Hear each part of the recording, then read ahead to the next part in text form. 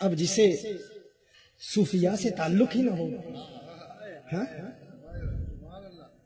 صوفیاء کی بارگاہ میں، اولیاء کی بارگاہ میں زانو تلمس طے کرنے کی سعادت ہی حاصل نہ ہو، وہ کیا جانے کتابوں کے کیڑے.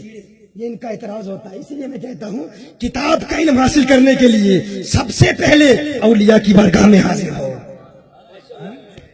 قدر کیا ان کو چھلکتے ہوئے پیمانوں کی، بھیک بھی جن کو میسر نہیں میں خانوں کی، بھیک بھی جن کو میسر نہیں میں خانوں کی، اور جنہیں میں خانوں کی بھیک مل جائے انہیں کیا مقام ملتا ہے. نگاہے مست ملائی تو میں پلا کے اٹھے، جہاں وہ بیٹھ گئے میں گدا بنا کے اٹھا. جہاں وہ بیٹھ گئے میں گدا بنا کے اٹھے، نگاہ مست ملائی تو میں پلا کے اٹھی. آپ کے لیے چند باتیں تاکہ آپ کا جذبہ بیدار ہو، کیونکہ کچھ ثقیل باتیں بھی آ رہی ہیں، تو اس لیے آپ کو تیار کرنے کے لیے چند عشق و محبت کی باتیں میں عرض کر رہا تھا. الخیر کلہ، بھائی قرآن تم پر نازل نہیں ہوا. قرآن کس پر نازل ہوا؟ حضور اکرم صلی اللہ علیہ وسلم پر نازل ہوا.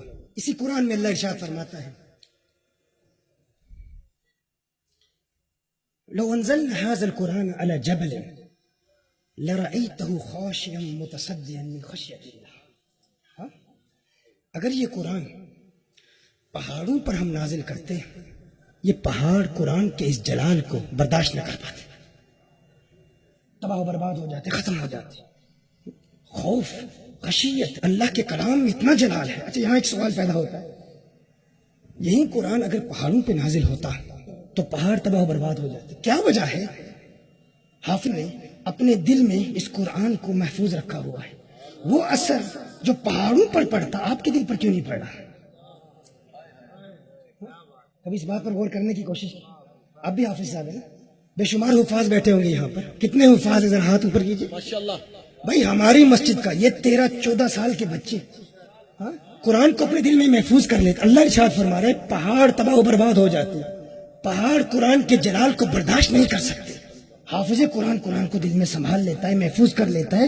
وہ قرآن پڑھتا ہے تو اسے سکون ملتا ہے، اس کے دل پر سکینہ نازل ہوتا ہے. حضور نے ارشاد فرمایا. یہ کیا وجہ ہے؟ یہ کیسے ممکن ہے؟ دیکھیے کبھی آپ نے کراچی میں سخت گرمی ہوتی، عین دوپہر کے وقت جب سورج پیک پر ہوتا ہے، آپ سورج کو دیکھتے ہیں، سورج کی روشنی کو ضیاء کہتے ہیں.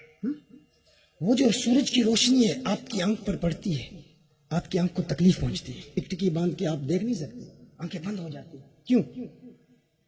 اس کی وجہ کیا ہے؟ آپ کہیں گے سورج کا جلال ہی اتنا ہے، سورج کا جلال ہی اتنا ہے. لیکن کیا وجہ ہے؟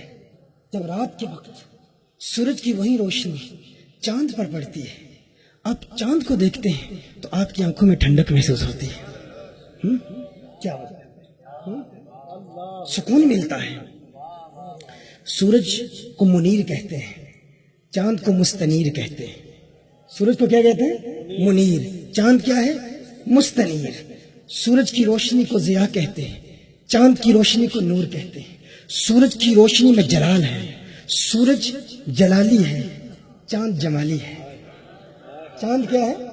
جمالی ہے. جب سورج کی جلال والی روشنی چاند کے جمال والے سینے پر پڑتی ہے، جب جلالی روشنی جمالی چاند پر پڑتی ہے، ہم اس چاند کو دیکھتے ہیں. وہی روشنی اگر براہ راست ہماری آنکھوں پر پڑتی ہے ہمیں تکلیف محسوس ہوتی ہے، لیکن جب چاند کے وسیلے سے اسی روشنی کو ہم دیکھتے ہیں ٹھنڈک محسوس ہوتی ہے. اللہ کا کلام جلالی ہے، میرے آقا کا سینہ جمالی ہے. اللہ کا جلالی کلام جب آقا کے سینے میں آتا ہے، حافظ قرآن سینہ مصطفیٰ کے وسیلے سے جب اس قرآن کو حاصل کرتا ہے دل میں ٹھنڈک محسوس کرتا ہے. نعرہ تکبیر، نعرہ رسالت، علماء سنت. تو کہتا ہے مجھے دکھاؤ قرآن میں، یہ قرآن تجھ پر نازل ہی نہیں ہوا. کیوں؟ تو اسے برداشت ہی نہیں کر پاتا بغیر وسیلہ مصطفیٰ کے. اگر قرآن کے علم تک رسائی حاصل کرنا چاہتا ہے تو کونین کے والی کے وسیلے کو تسلیم کر لے، وسیلے کو مان لے. ان کے وسیلے کے بغیر قرآن کو تو سمجھ ہی نہیں پاتا. یہ ناممکن ہے, یہ پاسبل ہی نہیں ہے. اگر قرآن کا نور تجھے ملا ہے تو حضور کے وسیلے سے ملا ہے. مزید آگے بڑھتے ہیں. میں آپ سے پوچھنا چاہتا ہوں